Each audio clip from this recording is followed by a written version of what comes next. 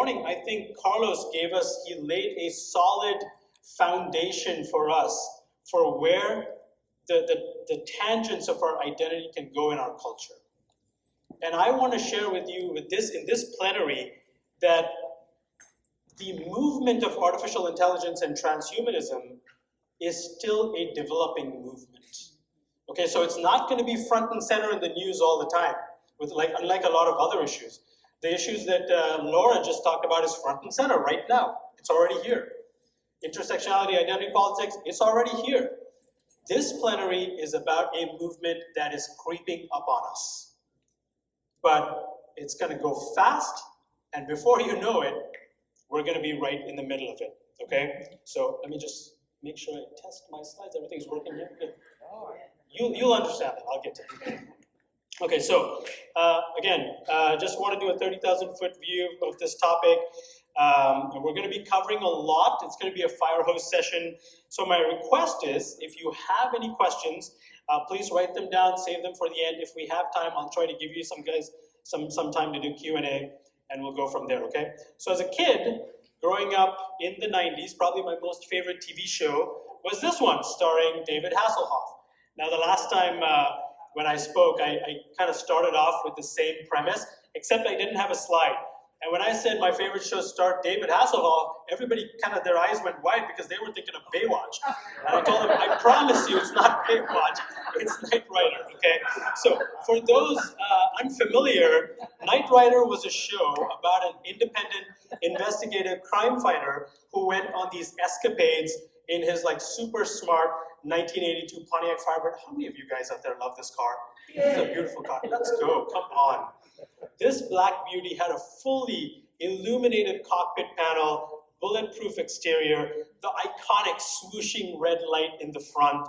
The car had the ability to jump. What was it called? Like turbo boost mode or something like that? Whatever. All the ladies are rolling their eyes, and the guys are like, yes, let's go. Okay, so the most captivating feature of the car, however, for me as a teenager, was the car's, here's a fancy word, anthropomorphism. What does that mean? It means human-like capabilities or human-like qualities. It could hold full conversations. It could offer opinions. It could do tasks and calculations that were asked by its driver, Michael Knight. And at the time, I remember thinking, man, this is super cool. I remember discussing this with one of my friends at school and thinking, wouldn't it be awesome someday if we could have vehicles that could drive by itself? Yeah. But recently, also before I continue, I do want to say this. I've been kind of nursing this cough for a few weeks, so occasionally if I kind of step away and cough, please forgive me, okay? A couple of years ago, I was just about to head out the door, and my Amazon Alexa device lit up and told me that based on my order history and usage, it may be time to reorder my laundry detergent. And asked me if I wanted her to put it in the cart. Now, this was the first time I'd actually heard her do this. Until about 2 years ago, I didn't even know this was possible. So I thought to myself, well, she must be guessing, right? I mean, surely we have plenty of detergent. There's no way she knows. And then I thought, maybe I should go check. And I went back there, and sure enough, I was low. So still marveling at that artificial intelligence, I went and got in my car to pick up my kids from school.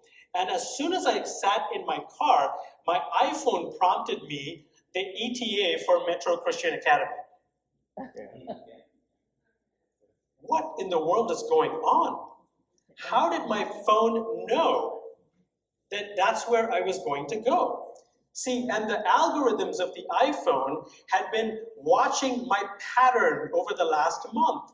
And it had noticed that every time, every day, between Monday through Friday, at about 2:40, 2:45, I get in my car and I drive to Metro Christian. And so it automatically decided, oh, he's doing this, so let me help him. So Prashanth, here's the weather, here's the traffic, here's all the things that you need. Isn't that crazy? All by itself. I didn't even ask for any of this. Welcome to artificial intelligence. Now, some of you might be wondering, what does artificial intelligence have to do with identity? I'm so glad you asked. Artificial intelligence is the stepping stone upon which a particular philosophical movement seeks to transform human identity. And if you want to understand that movement, we must first engage with the technology upon which that movement is built, okay? So, what is artificial intelligence? The term artificial intelligence was coined in 1956 by the American computer scientist John McCarthy, who defined it as getting a computer to do things which, when done by people, are said to involve intelligence. Now, there's no standard definition for what constitutes AI, because I think there's a lack of agreement, there's a lack of consensus on what constitutes intelligence and how it relates to machines. According to McCarthy, intelligence is the computational part of the ability to achieve goals in the world. Now, human intelligence includes such capabilities as logic, reasoning, conceptualization, self-awareness, learning, emotional knowledge, planning, creativity, abstract thinking, and problem solving. A machine is generally considered to use AI if it can perform in a way that matches these abilities. So, let's talk about the types of artificial intelligence. Artificial intelligence is not a monolithic term. There are types here, okay? There is a narrow or a weak AI and a general or strong AI. Narrow AI is the capability of a machine to perform a more limited number and range of intellectual tasks that a human can do. Narrow AI can be programmed to learn in a limited sense, but lacks the ability to understand context. Now, examples of weak or narrow AI would be like your smart home assistant, right? Siri, Alexa, suggestion, or my watch just vibrated here because I said Siri. Suggestion or recommendation engines like Amazon Prime, Netflix, right? How many of you have noticed when you finish watching a Netflix show, it says at the bottom, next episode starting in 5, 4, 3. Do you guys see that? That's an algorithm. That's machine learning. It wants you to stay on the platform and watch the next episode, right? Those are all examples of narrow AI. Search engines, chatbots, smart home appliances, right? The Roomba, the security system, these are all narrow AI. General or strong AI is the capability of a machine to perform many or all of the intellectual tasks that a human can do, including the ability to understand context and make judgments based on it. This type of AI currently doesn't exist outside the realm of science fiction, although it is the goal of many AI researchers. Now, whether it's even possible to achieve general AI is currently unknown, but it is a field that is furiously being worked on. There's another friend of mine, his name is Fini Prem Kumar, who actually was going to originally scheduled to be a speaker at today's conference, but he had an unfortunate death in his family and he was not able to be here. He offered his apologies. But Finney is also an expert in the field of AI and transhumanism. And he and I have had long conversations over these topics, okay? And so whether it's even possible to achieve general artificial intelligence is currently unknown.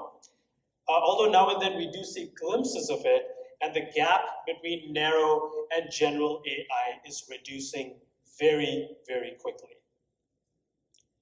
Now, there's another important factor that I think we need to recognize here, and that's a concept called machine learning. The X factor when it comes to this sort of technology is not merely its capability to do A, B, or C, but rather its adaptability in learning whether to do A, B, or C, and if so, in what order and how. The principle in and of itself is not controversial, right? As we all expect, like even with kids, we know that kids have developmental stages, right? Even like my boys go to Metro, and Metro gives us sort of an analysis. Okay, at this point, they should be here. At this age, these are supposed to be their capabilities. We all understand how this works. And if the child is hitting those markers along that developmental curve, we say that the child is growing or developing normally. If we don't see that progress, we conclude that something is not right. The same trait applies to our modern pursuit of technological development as well. Machine learning constitutes the computer's ability to learn from varying sets of data and external stimuli to grow and make changes accordingly.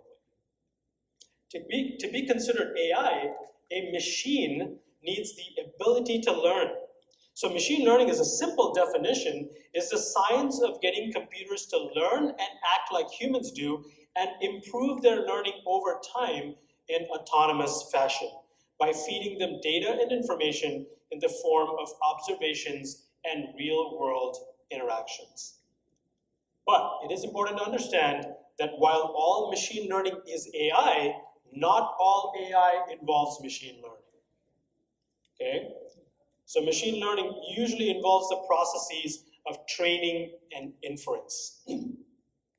So clearly, AI and machine learning are fascinating and interesting frontiers that are being explored right now. Naturally, this brings up the questions of its pros and cons. We're all thinking about this right now. We're thinking about this, right? What are its advantages and disadvantages? So let's highlight some of those. I think the popular discourse over AI in the last few years, has been mostly negative. Most of these sentiments are generally imaginative. They're being fed a steady diet of sci-fi movies that have depicted, our technology turning against us and getting out of control. And probably one of the most impactful of this, probably the best example I can give, is what I would call the Terminator syndrome. A lot of people think this all the time. How many of you have seen the Terminator? Of course you've seen Terminator. What happens? Skynet becomes sentient. Skynet decides humans are dumbos, and we're going to turn against them, and we're going to destroy them. And I think that while I say that this fear, I will say this, I don't think this fear, at least from my study and research, I don't think this fear is completely unwarranted, but I do think it's important that we have a balanced perspective on AI, okay, and its benefits to our life and world. There are plenty of positives that I think we can be thankful for. Okay, so let's go through some of these. The first one is healthcare. AI is increasingly being utilized in healthcare for diagnostic purposes, personalized treatment plans, and drug discovery. Machine learning algorithms can analyze medical data, such as patient records and imaging results. Modern iPhones, the devices sitting in your pockets right now, are capable of detecting if you've had a car accident, or if you've fallen down, or you're having a heart attack, and can automatically call emergency services for you. In fact, I actually have a story. This one lady I knew, she told me the story that this one day she was sitting at home and she felt like her watch vibrate, her Apple Watch, and it said that her heart rate was high. And within 10 minutes, she got a phone call from her hospital saying, hey, we just got notification of some irregular cardio activity. You probably need to come yourself and come and get checked up. And she went and get checked up, and they actually found out a major problem with her heart, and they were able to get to the bottom of it and rectify it, and she's fine now. This is good stuff. This is good things that artificial intelligence can do, okay? And there are a lot more stories like that, but it's very, very fascinating stuff.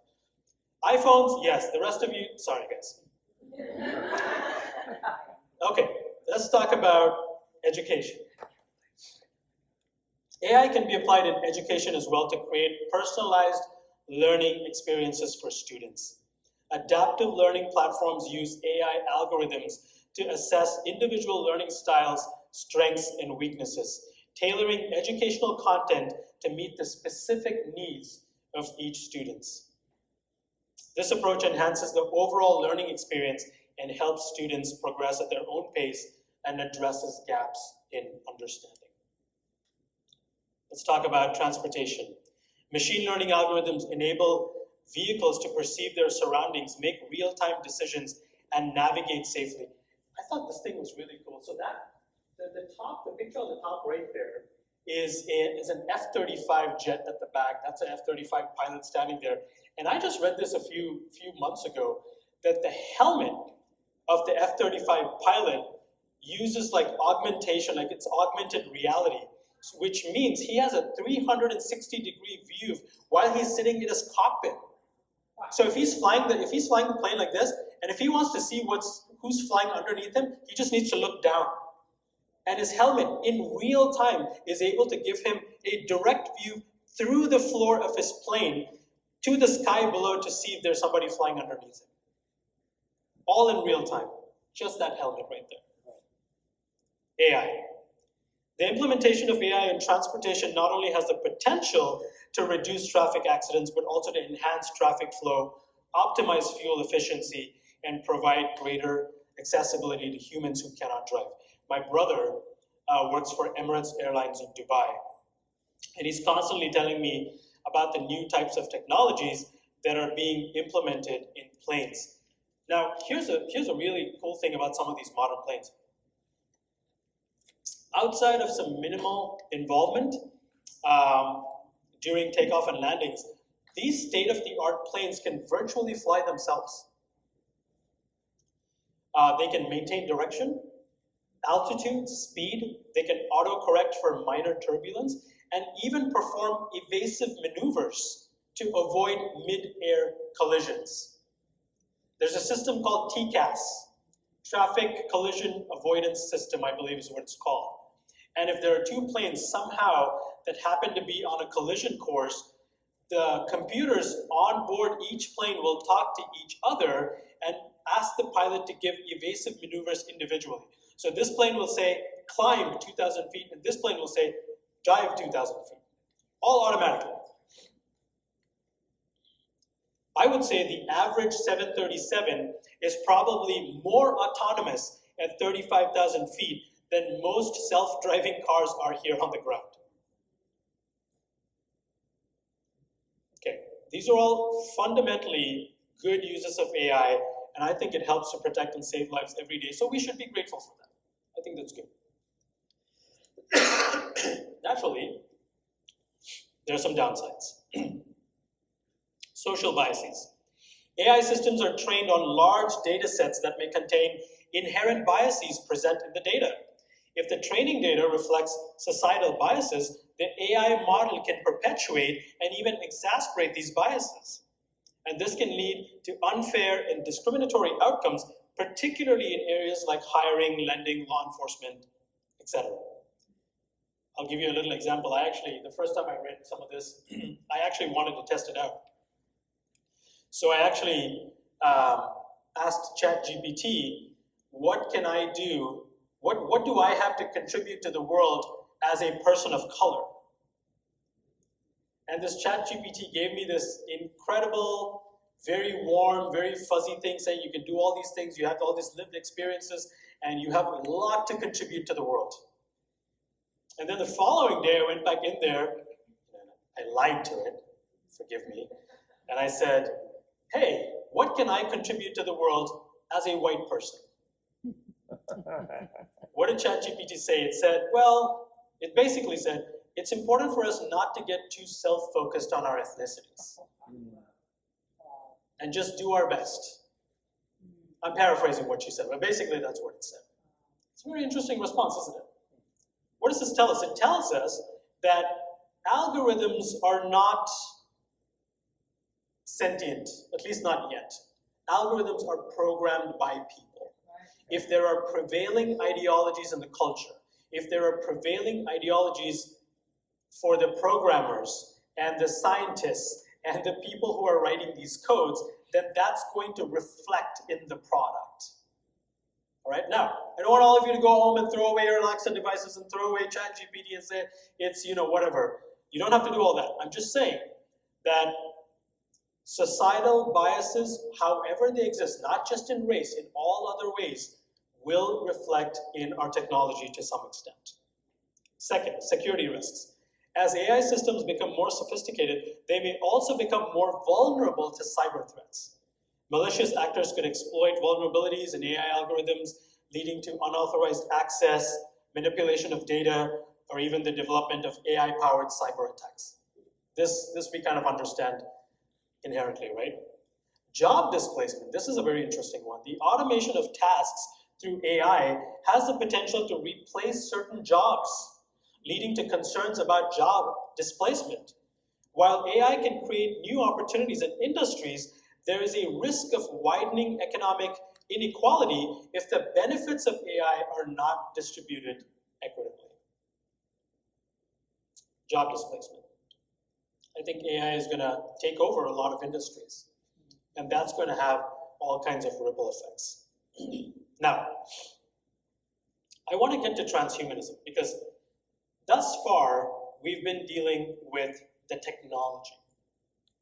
But the technology is only what we're seeing externally. Beneath the technology is an ideology. And this is one of the things that Carlos laid out for us this morning. There are ideas at work. And we want to be able to identify these ideas, because if we don't, I said this in my previous session, if we want to engage ideas as responsible Christians, we first have to be able to identify them. If we can't identify them, we can't engage them. Okay, so let's talk about the philosophical origins of technology. I think it's important that you guys understand this as a worldview before we get to transhumanism. Okay, the Canadian philosopher Charles M. Taylor articulated for us the Greek concepts of mimesis and poiesis, which are basically two different ways of thinking about the world. Now, this is going to make sense to you later, but it's important we understand this first. Mimesis is the view that the world has a given order, structure, and meaning. And as humans living within that ordered structure, we are required to discover that meaning and conform ourselves to it. In other words, the world we live in is bigger than us and has a distinct telos. Telos is just a fancy word, teleology. It just means purpose and design, okay? Poiesis is the view that everything in this world is mere data or raw material which can be harnessed, manipulated, or used for our own consumption as we please. Within this view, there is no larger telos that we must adhere to, but rather we can create our own telos or even choose to have no telos if we desire. Does that make sense? Mimesis is a worldview where there is a given structure, there is an order. You are a small piece that fits in there somewhere. And it's your job to look at this order, to recognize this order, to understand how you fit into it and do your part. But poiesis is the worldview that everything around you is just there, and you can do whatever you want with it. It's all up to you. You see the differences in worldview there? And Charles Taylor makes the contention that Western society has been moving from a mimetic worldview to a poetic worldview for quite some time now. So how did this shift come about? I would say that the shift came about primarily, one of the engines for that shift at least has been technological advancement. The eminent church historian and scholar Dr. Carl Trueman outlines this in his book, The Rise and Triumph of the Modern Self. And he gives an example of agriculture. It used to be that about 700, 800 years ago, the average farmer he recognized that he had a very small window in which he could plant crops. And there's a lot of hard work he needed to do because he didn't know what the weather was going to be. He didn't know anything about soil chemistry. He didn't have the technology at the time to divert water supply and irrigation and all these kind of things. In one sense, the farmer about 800 years ago or 1,000 years ago was at the mercy of his elements. But what's happened recently? Now we have all kinds of technology. We understand soil chemistry. We can manipulate soil chemistry. We understand the weather. Some parts of the world, they're even controlling the weather. My brother who lives in Dubai just told me they had a massive flood there a few months ago. Massive rainfall. And that's because they were doing this thing called cloud seeding. They lost control. Surprise, surprise. And it just poured down rain on them. What is happening when man gains control of the world around him? He starts to feel like he's powerful. He starts to feel like, I'm not at the mercy of the world anymore because I can control the world. That's a poetic worldview, okay? The world has governing parameters in place that man needed to work around, and whatever came of his efforts was the hand that he was dealt, and he had no choice but to contend with.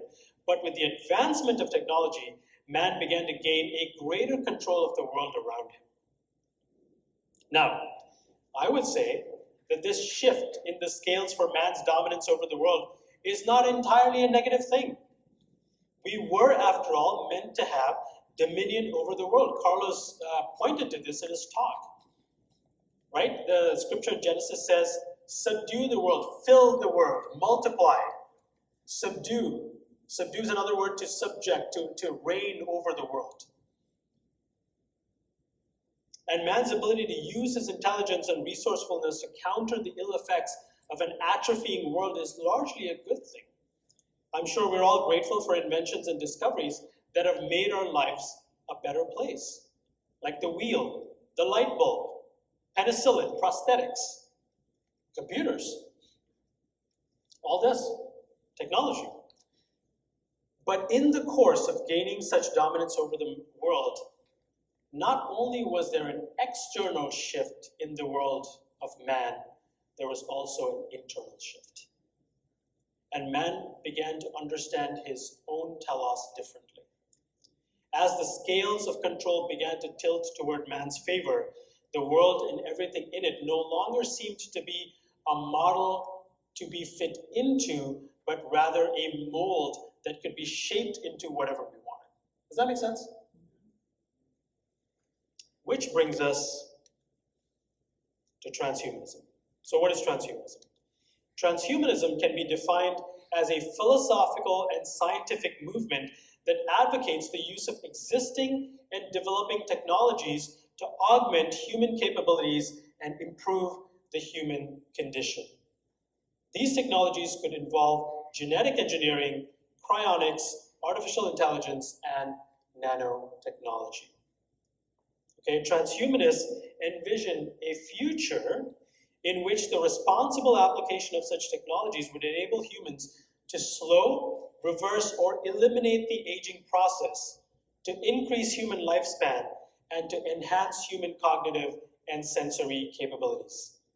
The philosophical goal of the movement proposes that humans with augmented capabilities will evolve into the next phase of human progress, or even perhaps an enhanced species that transcends humanity, namely the post-human. It sounds like a scary word. I think it is. Transhumanists will argue that their primary goal is scientific. They'll insist that any sort of skepticism or objection only creates hurdles and obstacles to science. The problem is, well, we'll get to that. I'll get to the problem eventually.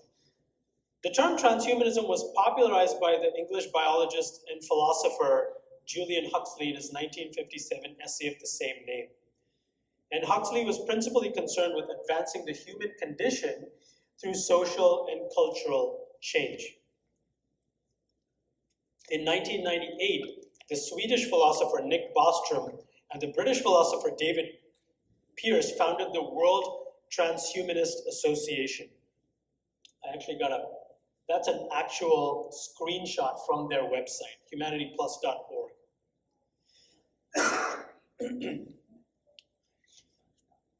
The WTA rebranded itself as Humanity Plus in 2008 to project a more diverse and cohesive vision of transhumanism, one that advocated for the safe and ethical use of technology to expand human capabilities. Look at this next slide. This is from one of the tabs if you go over. Look at the tab up there. What is it called? It's called Humanitarian Transhumanism. Boy, does that sound like a contradiction. Humanitarian inherently means human, but transhumanism means outside of human, or past human, or beyond human. What does it mean to say humanitarian transhumanism? Let me just pause here and step away from my notes for a little bit. Doesn't that actually point to the fact that no matter how much we try, we can't get away from the fact that God has designed us a particular way? Amen. We want to attribute human qualities to everything, including our technology. Transhumanism found further support from Silicon Valley entrepreneurs, including Google co-founder Larry Page, Amazon's Jeff Bezos, Tesla's Elon Musk. In 2013, Calico Life Sciences, a research and development company dedicated to extending the human lifespan, dedicated itself to extending human lifespan through advanced technologies. In early 2022, Jeff Bezos and other backers invested $3 billion in Altos Labs, a biotechnology company seeking to reverse aging and disease. Elon Musk founded SpaceX in 2002 in hopes of establishing human colonies on the moon and Mars, and launched Neuralink in 2016 to develop implantable brain chips. In July 2022, the brain chip company Synchron announced that it had successfully implanted a chip in the brain of an ALS patient in the United States. The chip was designed to enable severely paralyzed patients to operate digital forms of communication with their thought. Now, here's the thing. Like most movements, transhumanism begins with good intentions. Using technology and scientific developments to further human flourishing. But it crosses a line in the sand when it ventures from the realm of science into philosophy, which invariably leads to ethical problems and dilemmas. So transhumanism is driven by the premise that the human condition as it exists today is marked by physiological limitations, thus making it inferior from what it could be. Do you see that?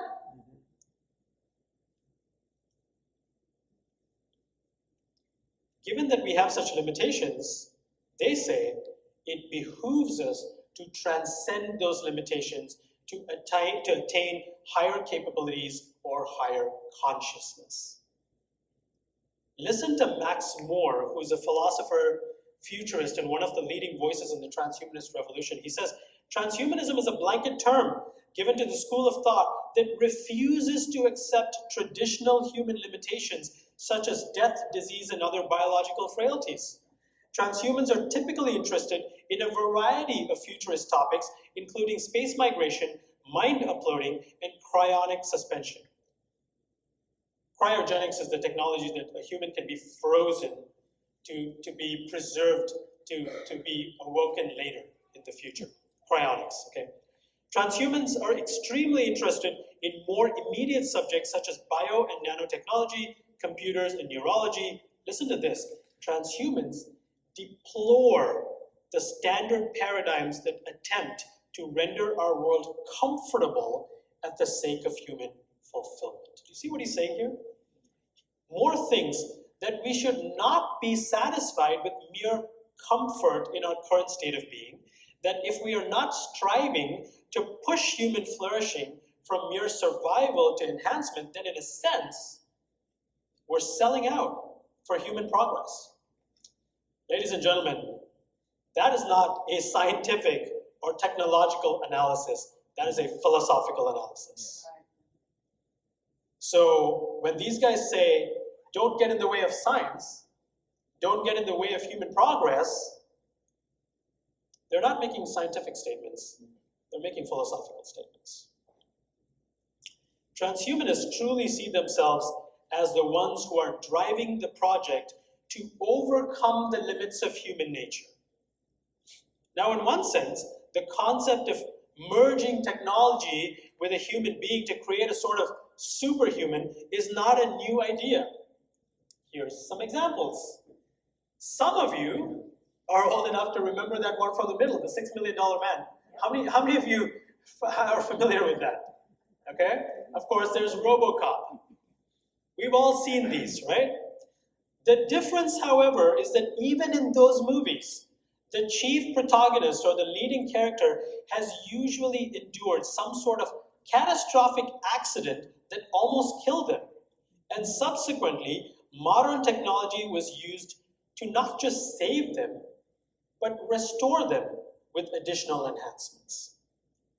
Transhumanism, however, would say that a normal healthy, fully functioning, able-bodied human in his current state is inferior and has limitations that not only can be overcome, but must be overcome by science and technology. Are you guys getting where transhumanism is going?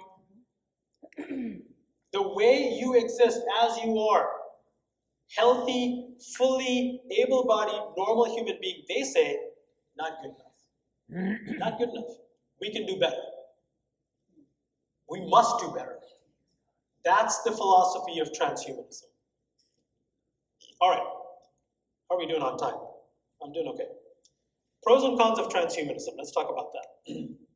Since the primary thrust of transhumanism is bodily enhancement through augmentation, it seems to me that the number of pure positives with zero social, ethical, or moral ramifications is far outweighed by the ancillary problems that can come about because of transhumanistic endeavors. They do exist, but they're far and few between. So let's look at some, okay? The most obvious positive would be medical enhancements, right? Transhumanism promotes the use of advanced technologies for medical purposes, such as gene editing, nanotechnology, and artificial organs. And this could lead to breakthroughs in treating genetic disorders, prenatal diseases, blah, blah, blah. But then what? It could also lead to unforeseeable genetic consequences. Easier abortions through nanotechnology and implementation of types or quantities of organs that goes beyond the natural or necessary. Transhumanists claim that human cognitive capabilities can be improved through brain-computer interface and neuroenhancements. Naturally, this can lead to improved learning, memory, and problem-solving abilities. But this would not be without moral or legal consequences. Imagine an enhanced human being participating in the spelling bee or a chess tournament. My son, my oldest son, Caleb, has actually participated in a few spelling bees. Imagine if he was an enhanced human being who had the ability, like photographic memory, to just see and know every word, every alphabet just in his mind. Wouldn't that give him an unfair advantage over everybody else? Yeah, it would. Naturally, this would no longer be a level playing field because of the advantage one candidate would have over others. See, while we have laws like Title IX to prevent discrimination based on sex, there are no laws currently in the books for this scenario, where if enhanced humans are subjected to equal treatment and protection under the law, this could lead to all kinds of legal and moral complexities. Let's translate this disparity to physical capabilities. How would enhanced humans with augmented muscles or improved endurance and overall capabilities participate in sports? Wouldn't that give them an unfair advantage? Of course it would. How would these influence labor and hiring practices if enhanced humans were given preference for jobs like construction or those involving working in dangerous circumstances? Augmented or enhanced humans would clearly have an advantage over all of those things. How would law enforcement deal with an enhanced criminal who's able to evade, resist, or be impervious to any deadly force? I mean, think about the practical scenarios in how this would play out. Imagine a person who's an enhanced person. He's got all these augmented capabilities, and one day he goes rogue. How is our regular Tulsa PD with their 9mm going to stop a guy who can run 40, 50 miles an hour or jump 20 feet or who has highly regenerative capabilities like Wolverine or something, where bullets don't harm him anymore? How do you contain a person like that? You can't. Lastly, with advances in regenerative medicines and anti-aging technology, people who have access to such resources would be able to improve their health and extend their longevity. But this would create a socio-economic disparity where the rich and powerful elite would have better lives and greater advantages, leading to a massive classist structure within society. Do you see how this can quickly become a reality? People who are rich, people who have access, people who have power, people who have relationships in the right places could easily access this kind of technology. They could enhance themselves, they could live longer, they have all these things. And then what happens to the rest of us schmucks? We're just normal human beings. Now, where's all this going? I'm sure some of you are already picking up on all of this.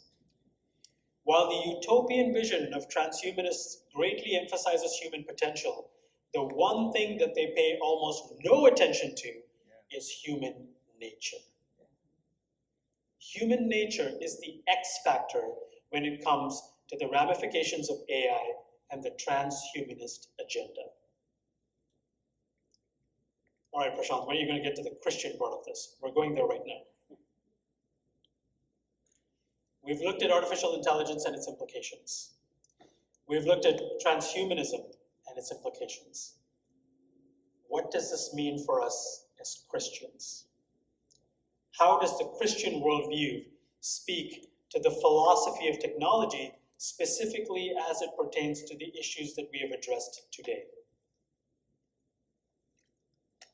I think a good place to start, Genesis 1.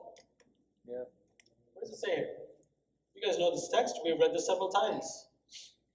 I've underlined some key words here. Be fruitful and increase in number, fill the earth and subdue. Rule over the fish in the sea and the birds in the sky. And then God said, I give you every seed-bearing plant on the face of the whole earth. They will be yours for food. What are we seeing here? We're seeing a stewardship. God gave us this incredible creation, and He put us in charge. He made us stewards of what He created. He wants us to be in charge and to take responsibility for everything we have. Perhaps the most appropriate place to begin is to echo the words of the author of Ecclesiastes, who said, there's nothing new under the sun. Yes, artificial intelligence is new, and the concept and philosophy of transhumanism is new. But man's desire to cross the limitations of his being, perhaps even to become something other than a mere human itself, is not new. The general understanding of postmodernism is that it was a 20th century movement that questioned the philosophical ramifications of the Enlightenment era and modernism. But I actually think it goes further back than that. I would argue that the first postmodernist creed was first uttered in the Garden of Eden by the first postmodernist, Satan. Notice that his opening line in all of Scripture is a question, one dripping with typical postmodern skepticism. Did God really say? Followed by, surely you will not die. And then followed by the ultimate promise, your eyes will be opened and you too will be like God. Ladies and gentlemen, we've been trying to surpass the limitations of our humanity since the beginning. Right. Transhumanism is not the new cool kid on the block. This idea has been around since the garden. Those words set the stage for man's quest to break through his boundaries, his limitations, to make the world and his creation in his own image, and ultimately to transcend himself to become more than a mere human, more like a, wait for it, God. We see a repeat of this again in Genesis 11 with the construction of the Tower of Babel. Man uses the technology available to him at the time to build a name for himself, to surpass his limitations, to ascend to the heavens. But that doesn't work out for them. And as time goes on, we will continue to see the same theme play out over and over and over again in human history. Christians are called to engage the world around us with the eternal gospel message of hope and reconciliation. Technological innovations are tools that can aid us in this pursuit, But we know that they can also be designed and used in ways that dishonor God, that devalue our fellow image bearers, and that corrupt the mantle of stewardship that was given to our original parents in the garden. Today, we examined numerous existential issues related to artificial intelligence, machine learning, and the philosophy of transhumanism. Having said that, Christians need not fear the future or any technological development because we know that God is above all sovereign over everything. Amen. He's sovereign over history. Nothing will ever supplant the image of God in which human beings are created. AI will allow us to achieve unprecedented possibilities, but we would also recognize the potential risks posed by it if used with wisdom and care. God created human beings in his image with intrinsic and equal worth, dignity, and moral agency. We must recognize that in any creation, including technology, should never be used to usurp or subvert the dominion and stewardship which has been entrusted solely to humanity by God. At the same time, technology itself should never be assigned a level equal to human identity, worth, dignity, or moral agency. AI is an example of such unique creative abilities of human beings. When AI is created and used in accordance with God's moral will, it is an example of man's obedience to the divine dominion mandate, to steward creation and to honor him. Our innovation should reflect the glory of God, emphasize human flourishing, and love for our neighbor. We acknowledge the reality of the fall and its consequences on human nature and human innovation. Technology can be used in society to uphold human dignity as a part of our God-given creative nature. Human beings should develop and harness technology in ways that lead to greater flourishing and alleviation of human suffering.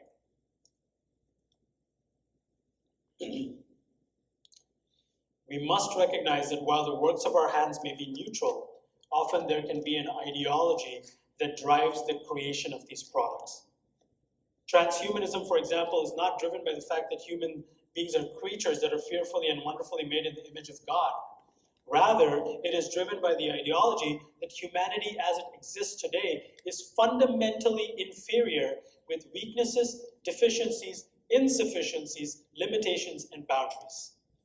That we as humans have a moral obligation to use our scientific knowledge and technological advances to break through those limitations and weaknesses. We must remember that our own creation, no matter how sophisticated or complex, can never actually save us from the malady that is sin. I want you to listen to this very carefully. We may figure out a way to extend our lives, but neural implants cannot help us be born again. No. Amen. We may create nanobots that heal our hearts and restore its functioning, but will be powerless to turn the wickedness of our hearts. We already have technology that helps us reconnect with our friends and family, but no technology can reconcile us to our Heavenly Father. And because of all of those reasons, AI and transhumanism are technologies that are not worthy of our ultimate hope, trust, worship, or love. Our Lord Jesus alone can atone for sin and reconcile humanity to its creators. Technology such as AI cannot fulfill humanity's ultimate needs. Amen. That's it, guys. Thank you.